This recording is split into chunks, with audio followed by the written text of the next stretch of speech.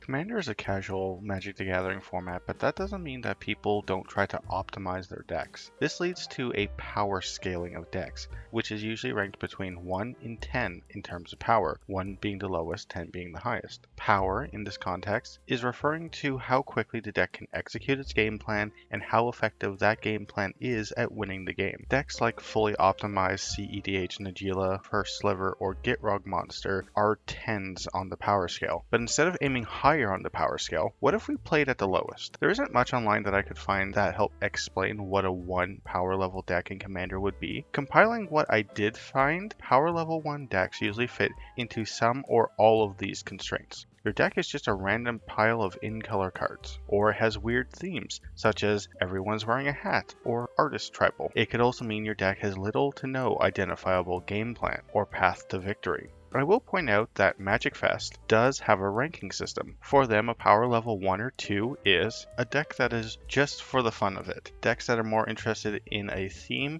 rather than efficiency or winning. These decks are just looking for everyone at the table to have a fun time. Though considering that they have recent precons as a 3 or 4, I would take this recommendation with a grain of salt. I always consider precon decks a 5 on the power scale, as they're products available to anyone that they can get from a big box store and sit down and play. They should sit in the de facto middle of the power scale, so a 5. This also means that upgraded precons are usually around a 7, which is what I feel the power level most people aim for when building a deck. Coming back to the idea of a 1 on the power scale commander, I decided to actually try and build it. Here are the rules that I use for the deck. The deck will consist of 1 commander, 64 spells, and 36 lands. All lands are basic lands with the exception of lands that enter the battlefield tapped, like the Guild Gates. I pick a random commander. I have a binder of just legendary creatures. I'm going to take out all the cards, shuffle them, and then put them all back in the binder. From here, I pick a random number, and whatever I land on, I build that commander. The cards in my starting deck, more on that in a second, are random.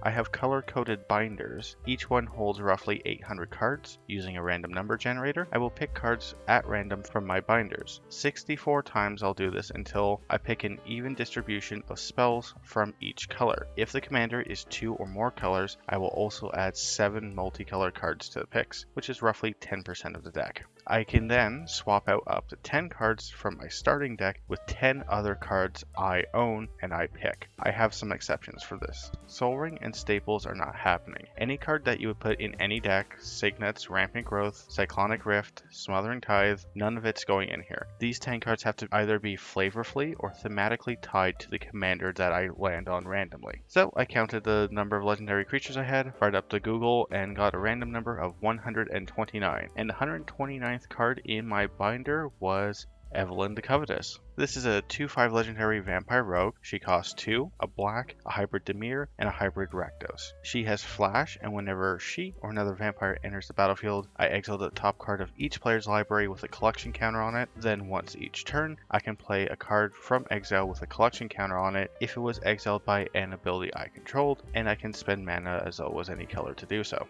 This is a pretty good commander. We're going to want to pick up some other vampires, hopefully, and maybe a few sacrifice outlets to utilize her ability to steal our opponent's stuff. 3 color is going to suck. Our mana base is going to be as follows. We're running both Terramorphic Expanse and Evolving Wilds. We have Opal Palace for filtering. We run Myriad Landscape and the 3 in-color Guild Gates, Dimir, Rakdos, and Izzet. We run the 3 gain lands, Dismal Backwater, Bloodfell Caves, and Swiftwater Cliffs, and all 3 on-color Vivid lands. We then have 7 mountains, 7 islands, and 8 swamps. Yeah, we're not going to be able to do anything in the early game. Now, we do get to swap out some cards for on-theme flavorful cards. Here are the 8 cards I swapped in. Coveted Jewel. Evelyn is the Covetous. This jewel is coveted. The math just works. Claim the Firstborn. Evelyn looks like she would kidnap a child for personal gain, so of course this goes in. Hedonist Trove. You can't tell me Evelyn doesn't have a Scrooge McDuckin pile of gold she dives into. Easy pick. Vampire Socialite. Not only is it a vampire, please just let me have a vampire, but she's also Evelyn's frenemy at all the high class parties.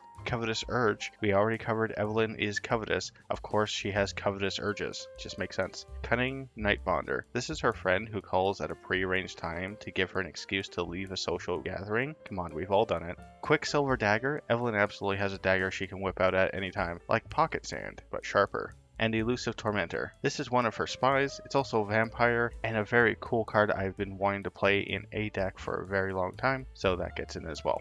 Here's the mana curve for my power level 1 deck. We're looking to have a decent mid game with very little way to close the game out. I will have a link to the full list on Tapped Out in the description. I will be doing a separate video ranking each card in the deck, though if you follow my Card of the Day series, you'll be familiar with my power scale of 1 to 5 that I use. Well, the average power level of cards in this deck is a 2.05 out of 5. We have 23 cards with a power level of 1. We're running Blizzard Strix with no other snow permanents in the deck. We're running Increasing Confusion as our only option to mill opponents if we want to.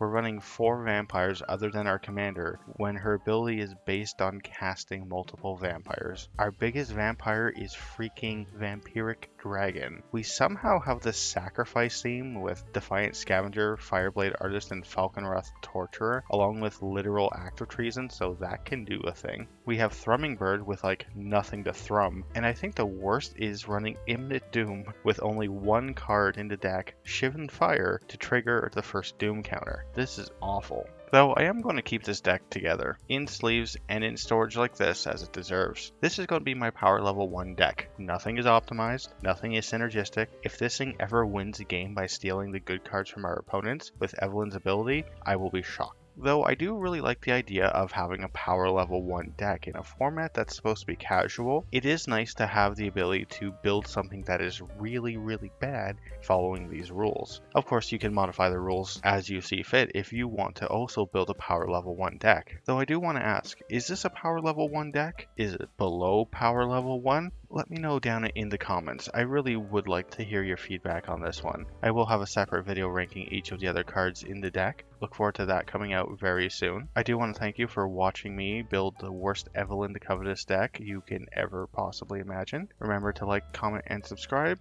Thanks, nerds.